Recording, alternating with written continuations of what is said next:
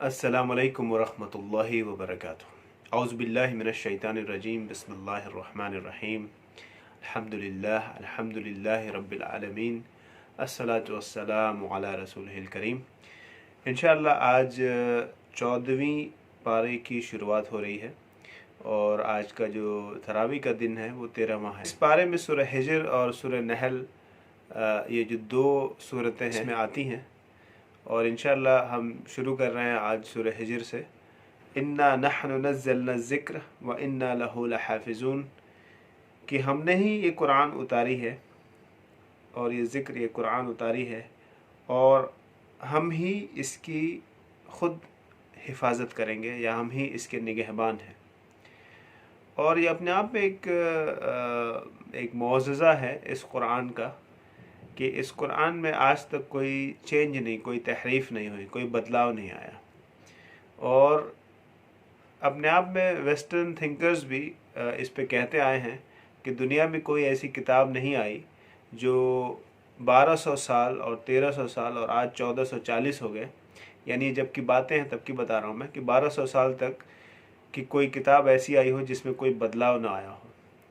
और आप इस बात से भी समझ सकते हैं कि बहुत यानी ये वाहिद किताब है जिसको पूरी तरह से हिफ्ज़ किया जा सकता है और ऐसे लोग हिफ्ज़ कर सकते हैं जो उसका मतलब भी ना जानते हों।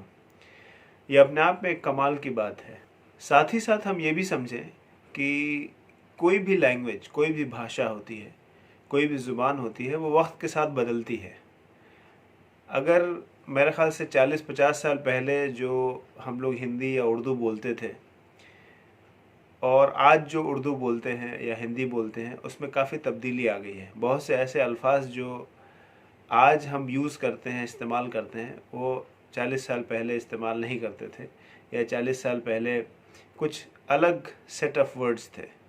उसी तरह से अगर आप इंग्लिश को उठाएं तो अगर 100 या 150 साल पहले चले जाएं जब शेक्सपियर किताबें लिखते थे तो हम देखेंगे कि उन किताबों में, यहाँ तक कि मैं एक कुरान रेफ़र करता हूँ मार्माड्यूक पिकथाल का जो लगभग 1 सेंचुरी पुरानी है, और उसके भी जो अल्फाज हैं, जो ट्रांसलेशन है, उसमें बहुत मुश्किल होती है। यू को वो दाऊ बोलते हैं, दाइन बोलते हैं। बहुत सारे ऐसे अल्फाज हैं जो बदल चुके हैं क्योंकि उस वक्त वो ट्रेंडिंग थे और वही सबसे अच्छे माने जाते थे और अब वो बिल्कुल ऑब्सोलीट, पुराने माने जाते हैं।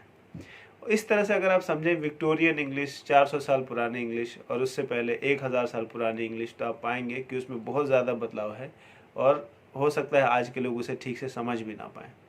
लेकिन कुरान की जो लैंग्वेज है अरबिक, ना अल्लाह ताला ने सिर्फ कुरान को महफूज किया, उस लैंग्वेज को भी महफूज किया कि उसमें ऐसी कोई इतनी बड़ी कभी तब्दीली नहीं आई और ना इंशाल्लाह आएगी कि पता चले कि ये जो वर्ड्स हैं जो इसमें लिखे गए हैं, जो अल्फाज हैं इस कुरान के, वो बिल्कुल अलग हो जाएं और लोग इसको समझने से कासिर हो जाएं।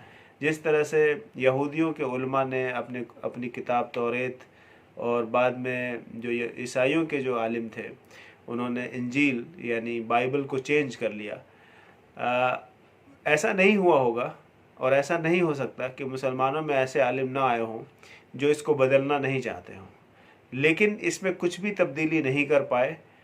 और ये अपने आप में एक मौजज़ा है कि 1440 साल के बाद भी इसमें कोई तब्दीली नहीं आई है, जिससे साफ ये बात समझ में आ रही है कि कुरान ने अगर कोई बात कह दी तो चाहे वो साइंस हो, चाहे वो सोसाइटी हो, चाहे वो उलमा हो, इसमें कोई भी तब्दीली मुमकिन नहीं है। अगली आयत में अल्लाह ताला जो है आसमानों में जो बुरूज हैं, जिस तरह से बैशन होते हैं, उसके बारे में अल्लाह ताला फरमाते हैं वलक़द जअलना फ़िस्समाइ बुरूजन व ज़य्यन्नाहा लिन्नाज़िरीन, और हमने बनाया आसमान में बुरूज। बुरूज कहते हैं बैशन को, यानी एक किलाबंदी को, कि आसमान जिस तरह से ज़मीनों में किले होते हैं जिसमें हिफाजत की जाती है कि ये बाउंड्री है, इसके बाद आप नहीं जा सकते, उसी तरह से आसमानों में अल्लाह ताला ने बाउंड्रीज़ बनाए हैं, बुरूज बनाए हैं, और उस बुरूज की हिफाजत जो है फ़रिश्ते करते हैं। मुराद इससे आगे आप नहीं जा सकते।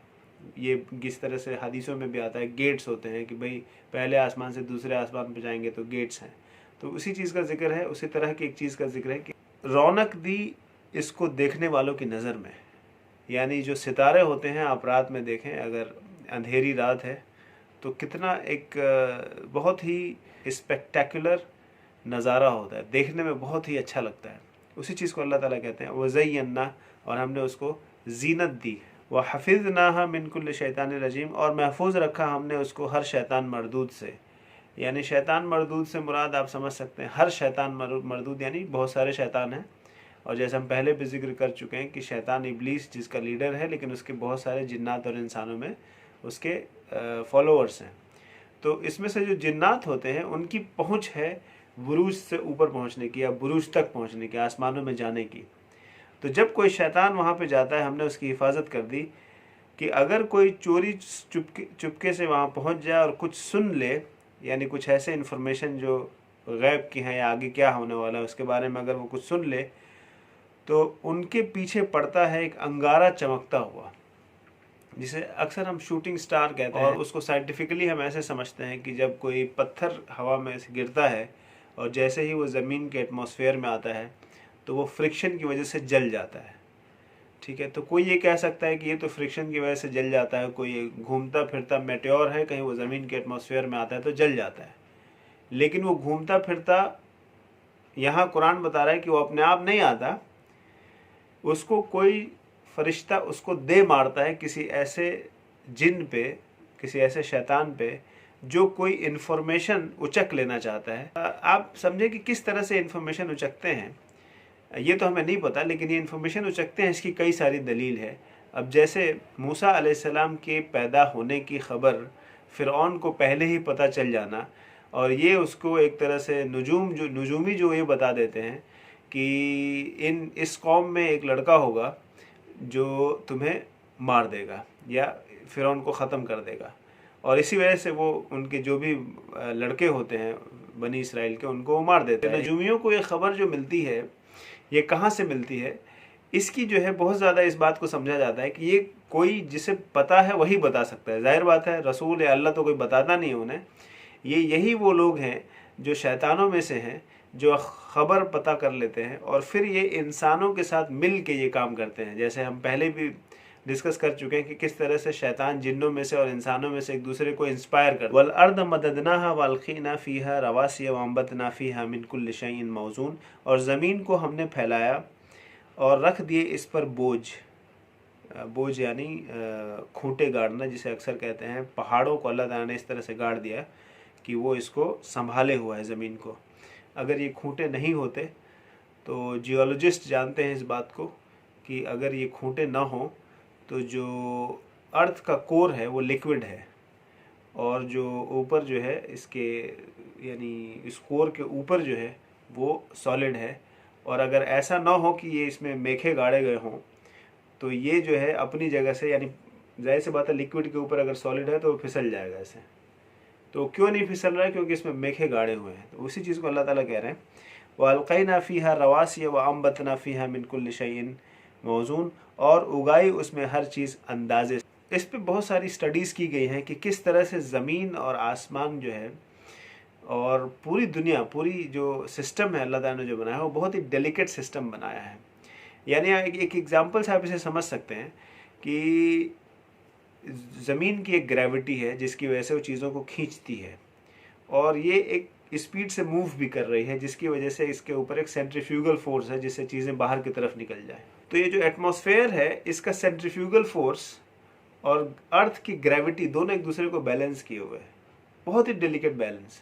इसमें कोई भी थोड़ा सा भी ज़्यादा हो जाए, अगर ग्रेविटी ज़्यादा हो जाएगी तो ये धीरे धीरे एटमॉस्फेयर को सक कर लेगी, खींच लेगी, और अगर एटमॉस्फेयर की और अर्थ की स्पीड ज़्यादा हो गई तो एटमॉस्फेयर सेंट्रीफ्यूगल फोर्स से धीरे धीरे बाहर चला जाएगा।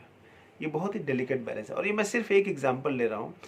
उसी तरह से वी एलन बेल्ट है जो अर्थ का जो है एक मैग्नेटिक सिस्टम है। नॉर्थ पोल साउथ पोल एक मैग्नेटिक सिस्टम है, और ये मैग्नेटिक सिस्टम जो सूरज की ओर से जो स्टॉर्म आते हैं, सोलर स्टॉर्म, वो बहुत आसानी से ज़मीन को जला सकते हैं। लेकिन ये जो वी एलन बेल्ट है, जो यानी नाम है यानी एक मैग्नेटिक फील्ड है, वो क्या करती है, इस पूरी एनर्जी को इस मैग्नेट से निकाल के, मैग्नेट की वजह से उस पूरी एनर्जी को इसे किनारे करके और वापस फिर वो ला के जोड़ देती है, लेकिन इस अर्थ को कुछ भी नुकसान नहीं पहुंचाती। तो ये सब चीज़ें हैं जो अल्लाह ताला ने बहुत ही, जिसे कहते हैं, ये वज़न वाली बात है, मौजून अंदाजे से बनाया कि चीज़ें बैलेंस भी रहें, कोई चीज़ ख़राब भी ना हो। और सबसे बड़ी बात निशानी है हम लोगों के लिए कि देखो किस तरह से डेलिकेट बैलेंस में तुम जी रहे हो, जिससे कि तुम्हें ये समझ में आए कि ये किसी ने बनाया है। उसके बाद इंसान और जिन्नात की पैदाइश के बारे में जिक्र है। अल्लाह ताला फरमाते हैं, और हमने बनाया इंसान को खनखनाते हुए गारे से, मिट्टी के गारे से। जैसे मिट्टी को अगर आपने देखा होगा, जो जिससे मिट्टी बनाते हैं, पोट्री बनाते हैं, उसको ज़रा गर्म कर दें तो उसमें खनखनाहट आ जाती है, वैसी मिट्टी से बनाया। वलजान न खलकनाहु मिन क़ब्ल मिन नारिस समूअ, और जिन्नात को पैदा किया हमने लू की आग से, यानी एक ऐसी आग जिसमें धुआं नहीं है, गर्माहट है, लू जिसे कहते हैं, लू की आग से।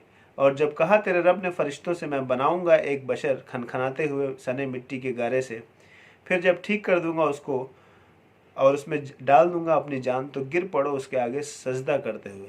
तब सबने सजदा किया, फरिश्तों ने सब मिलकर, मगर इब्लीस ने ना माना और वो हो गया सजदा ना करने वालों के साथ।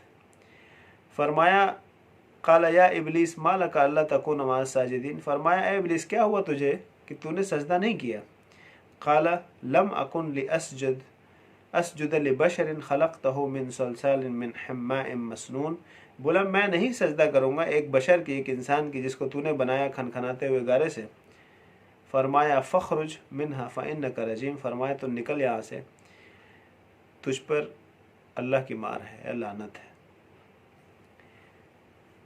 काला रब्बी फंजुरनी इला यौम यबसून, बोला ए रब मुझको ढील दे दे उस दिन तक कि जब तक सबको उठाया जाए। फरमाया तुझको दे दी ढील, फरमाया ये राह है मुझ तक सीधी, जो मेरे बंदे हैं तेरा इन पर कोई जोर नहीं, मगर जो तेरी राह चला बहके होंगे और दोजख से भर दूंगा तुम सबको। यानी ये एक बात अक्सर आती है इसमें, जैसे कि ये एक अंदाज़ होता है कि अल्लाह ने बहका दिया, या यहाँ पे भी शैतान कह रहा है इब्लीस की अल्लाह ने, जैसे तूने मुझे बहका दिया।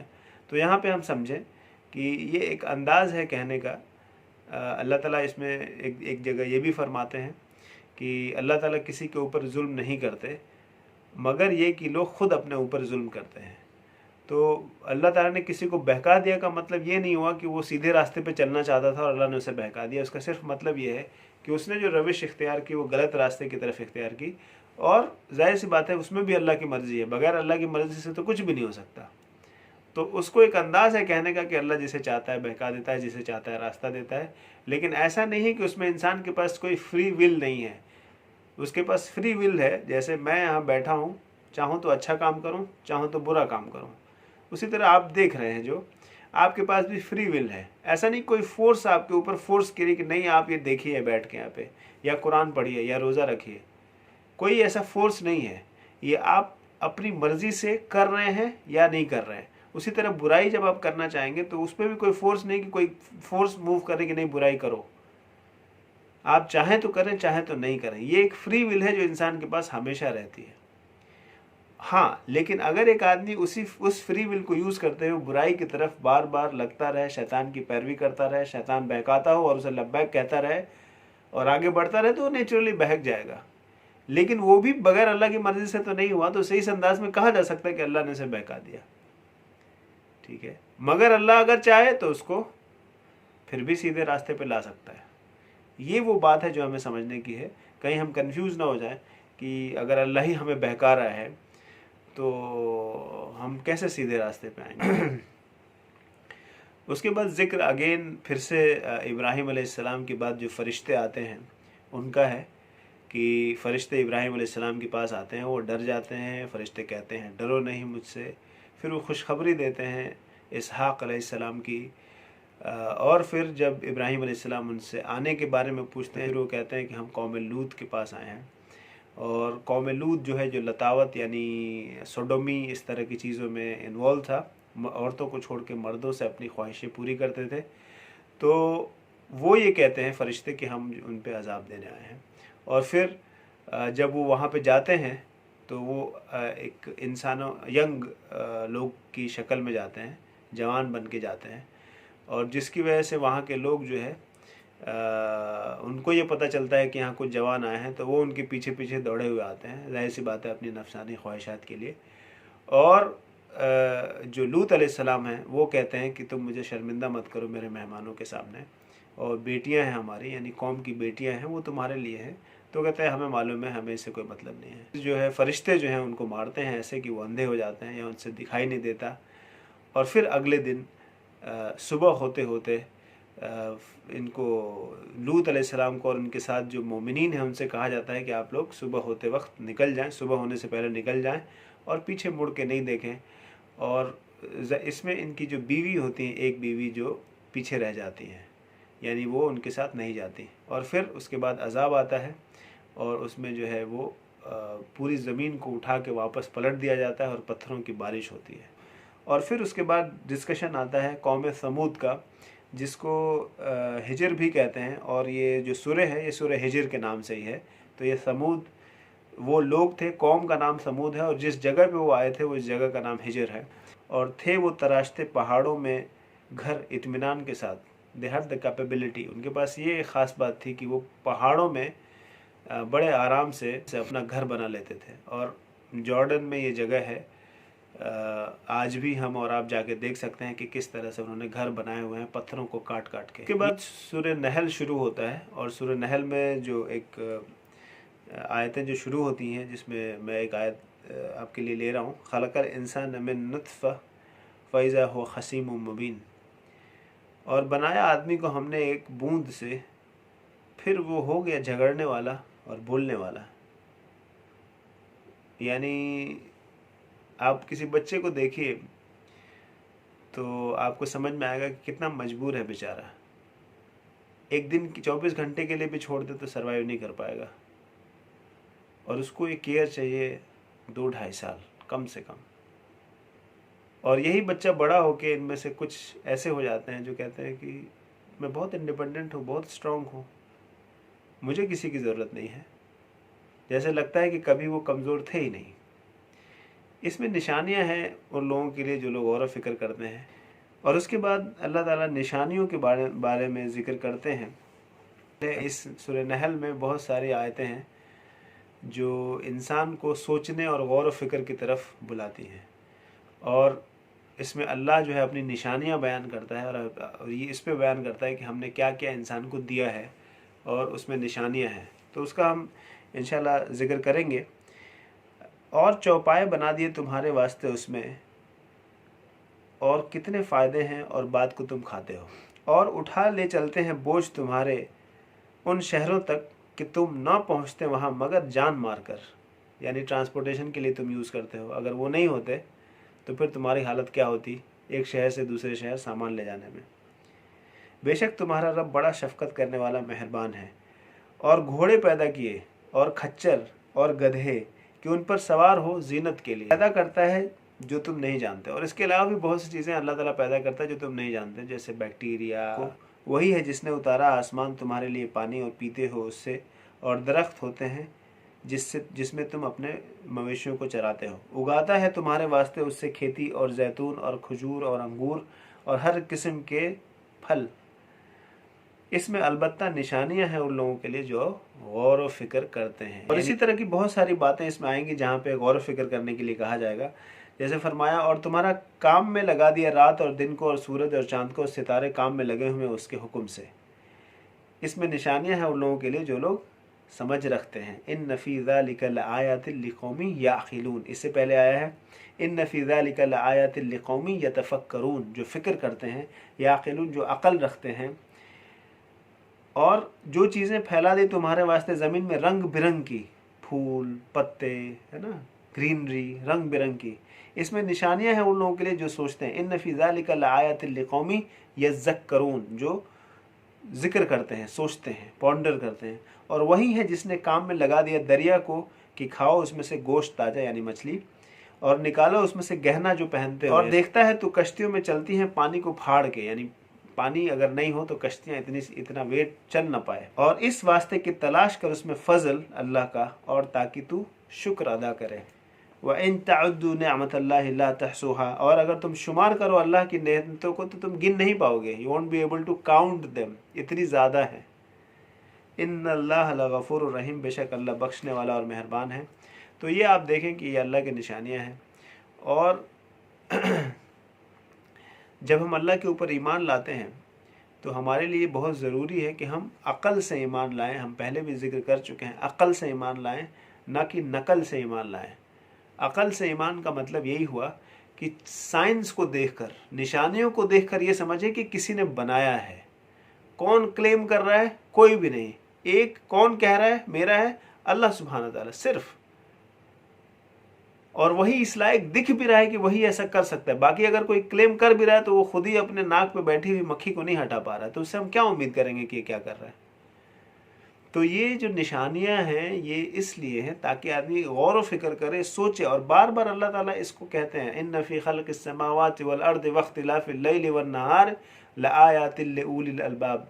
बेशक आसमान और ज़मीनों की पैदाइश में और दिन और रात के बदलने में निशानियां हैं उन लोगों के लिए जो लोग अकल रखते हैं। यानी अकल जो रखेगा, अकल को यूज़ करेगा तो वो अल्लाह को पालेगा। और अगर नकल यूज़ करेगा तो फिर तो वो जिस घर में पैदा हुआ, जिसने उन लोगों ने खुदा बनाया, उसी को ये भी खुदा मानेगा, क्योंकि ये नकल से ईमान चल रहा है।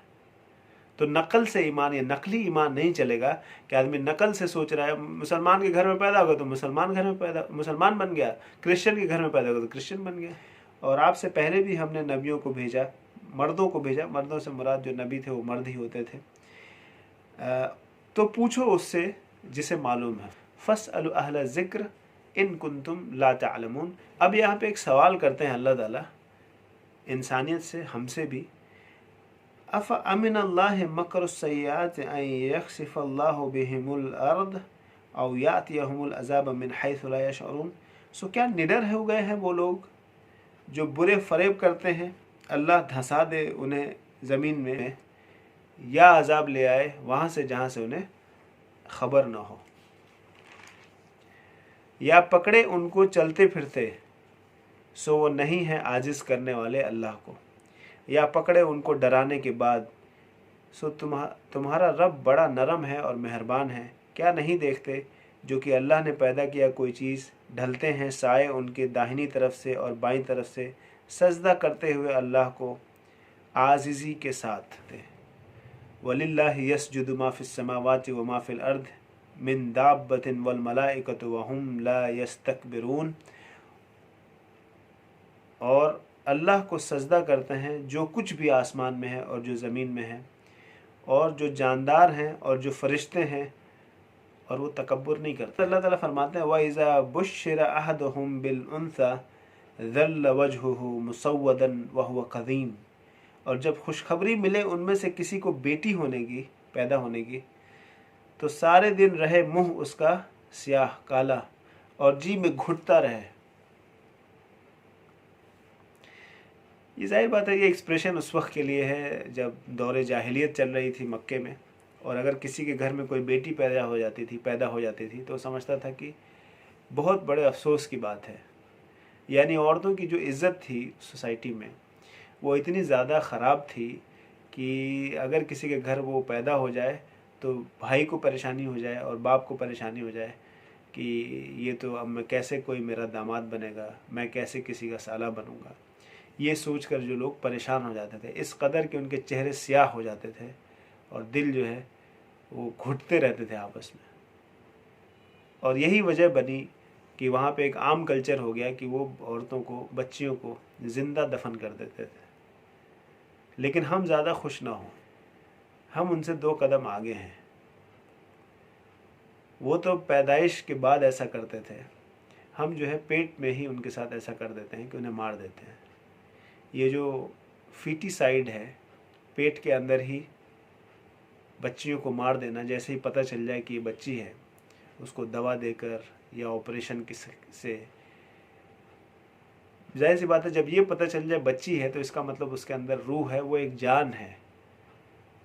इस्लामी एतबार से वो ऐसे ही है जैसे किसी बड़े आदमी की जान लेना, उसी बिल्कुल वही रूलिंग है। एक इन्फेंटिसाइड, एक बच्ची को मार देना जबकि अभी वो पैदा ना हुई हो। तो हम इसमें से कोई कम नहीं है। हमारे यहाँ कुछ ऐसी जगह हैं जहाँ पे 1000 मर्दों पे 800 औरतें हैं, और कहीं कहीं तो ऐसा भी है जहाँ पे 600-700 औरतें हैं। हालांकि जो एक नॉर्मल ट्रैक रिकॉर्ड है जहाँ पे औरतों को नहीं मारा जाता, कि वहाँ पे 1000 मर्द पे 1050 या 1100 औरतें पैदा होती हैं इस बीच में। तो अगर 1000 पे 1050 या 1100 औरतें पैदा होती हैं और है 800, तो इसका मतलब हर 1000 पे 250 से 300 बच्चियों को मार दिया जाता है हर 1000 पे। आप सोचिए, परसेंटेज देखिए, 30%। बहरहाल वो एक फुल सर्कल की बात मैं अक्सर कहता हूँ आपसे, कि वो जो मक्का था जब इस्लाम मगलूब था, आज भी इस्लाम मगलूब है, और वो जो जाहिलियत थी आज भी वही जाहिलियत मौजूद है। और उस वक्त जो जाहिलियत के जो प्रैक्टिसेस थे उसमें से कोई ऐसी चीज़ नहीं है जो आज नहीं मिलेगी, बल्कि जो लूत अलैहिस्सलाम की जो मसला है ना, वो भी मिलेगा हमारे समाज में आज, और जो सालेह अलैहिस्सलाम का मिलेगा वो भी मिलेगा हमारे साथ, और जो शोएब अलैहिस्सलाम का नाप तौल में कमी है वो भी मिलेगा हमारे साथ, और जो फ़िरौन के ज़माने के जो मसले थे, अपने आप को फ़िरौन बना देना, हामान बना देना और क़ारून बना देना, वो भी हम मिलेंगे हमारे यहाँ। उसके बाद जिक्र आता है कि और अगर पकड़े अल्लाह लोगों को उनकी बेइंसाफ़ी की, तो ना छोड़े ज़मीन पर एक भी चलने वाला, लेकिन ढील देता है उनको एक वक्त मुद्दत तक, फिर जब आ पहुँचेगा उनका वादा, ना पीछे सरकेंगे एक घड़ी और ना आगे सरकेगी एक घड़ी।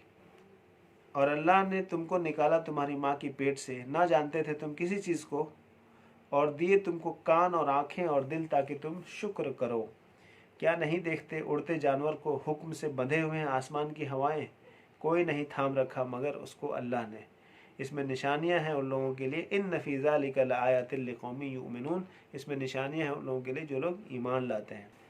उसी तरह से क़यामत का जिक्र है, और जब देखें मुशरिक अपने शरीकों को, बोलेंगे ऐ रब हमारे शरीक हैं ये जिनको हम पुकारते थे तेरे सिवा, तब वो उन पर डालेंगे बात कि तुम झूठे हो। जो जिनको शरीक किया जाएगा वो कहेंगे कि तुम झूठे हो, तुमने तो नहीं कहा तुम हमें शरीक करो। और आ पड़े अल्लाह के आगे उस दिन आजिज़ी होकर, और भूल जाएंगे जो वो झूठ जो बांधते थे, यानी जिनको शरीक कहते थे वो भी इनकार करेंगे कि नहीं, ये हमें कुछ नहीं पता, हमारे पीछे ने हमारे साथ क्या किया।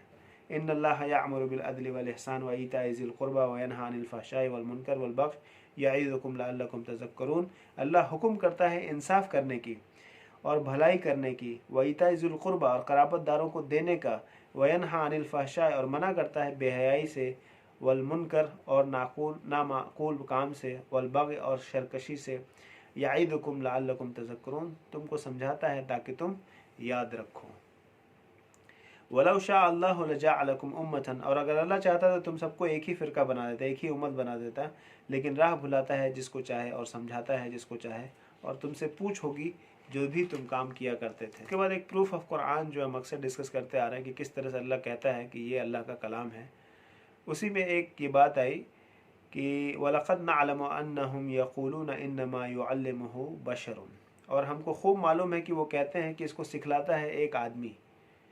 यानी जो अरब थे वो, आप सोचिए उनके आर्ग्यूमेंट का लेवल क्या हो गया था, कि वो रसूल सल्लल्लाहु अलैहि वसल्लम से कहते थे कि, या लोगों से कहते थे कि जो कुरान है इसको मोहम्मद सल्लल्लाहु अलैहि वसल्लम किसी और से आके सीख लेते हैं। और कमाल की बात है, उस आदमी को ये नहीं कहते थे कि वो किसी अरबी में से है, क्योंकि अरबी लोग एक से एक शायर और एक से एक इल्मी लोग थे वहाँ पे, लेकिन वो उनकी तरफ मंसूब नहीं करते थे, क्योंकि उनके हसद होता था ना, कि वो अगर कह दें कि ये फ़लाँ जो है वो कुरान बताता है रसूल सल्लल्लाहु अलैहि वसल्लम को, तो वो ये कहेंगे कि हम क्यों नहीं बताते फिर। यानी उसी में उनकी हार भी है, अगर वो किसी अरबी की तरफ मंसूब करें कि अगर वहाँ से लेकर उस अरब से लेके आ गए तो हम भी तो अरबी हैं, हम क्यों नहीं ला सकते। तो फिर वो क्या करते हैं, उसको एक आजमी की तरफ मंसूब करते हैं, और वो भी एक गुलाम जो अरब का नहीं है, एक गुलाम होता है जो अरब के बाहर का होता है। उसके बारे में कहते हैं कि रसूल सल्लल्लाहु अलैहि वसल्लम के पास वो अक्सर बैठता है, या ये इनके पास मिलते जुलते हैं, तो उन्होंने बताया होगा, उसी ने बताया होगा ये कुरान, क्योंकि वो ये नहीं मानते थे कि कुरान मोहम्मद सल्लल्लाहु अलैहि वसल्लम खुद भी लिख सकते हैं। उसी को अल्लाह ताला कहते हैं कि जिसकी तरफ तुम करते हो उसकी ज़ुबान है अजमी, और ये कुरान ज़ुबान अरबी है साफ। तो एक आजमी आदमी एक अरबी को कैसे, वो भी इस लेवल पे लिख सकता है या बोल सकता है। उसके बाद एक दावत का प्रिंसिपल है कि जब आप किसी को इस्लाम की तरफ बुलाएं तो क्या कैफियत होनी चाहिए। उसके बारे में अल्लाह ताला फरमाते हैं, उदउ इला सबीली रब्बिका बिल हिकमति वल मौइज़तिल हसना वजादिलहुम बिल्लती हिया अहसन, बुला अपने रब की तरफ हिकमत के साथ और नसीहत के साथ, भली तरह की यानी हसन तरीके की जो नसीहत हो और हिकमत के साथ बुला। वजादिलहुम बिल्लती ही अहसन, और उससे जिदाल कर यानी डिस्कशन कर, बात कर इस तरह से जो बेहतर हो। इन रब्बका हुवा आलमु बिमन दल्ल अन सबीली, और तेरा रब बेहतर जानता है कि जो उनके रास्ते से भटक गया। वह हुवा आलमु बिल मुहतदीन, और जानता है उन लोगों को जो लोग हिदायत पर हैं। और अगर तुम बदला लो तो बस इस कदर कि जिस कदर तुमको तकलीफ़ पहुंचाई गई हो। ये एक बहुत ही इम्पोर्टेंट इस्लाम का प्रिंसिपल है कि अगर आपको बदला लेना ही है तो बस उतना ही लीजिए जितना आपको तकलीफ़ पहुंचाई गई हो। वला इन सबरतुम लहुव खैरुल लिस्साबिरीन, और अगर तुम सब्र करो तो सब्र करने वाले ज़्यादा बेहतर हैं। जज़ाकल्लाह खैर। अस्सलामु अलैकुम व रहमतुल्लाहि व बरकातुहू।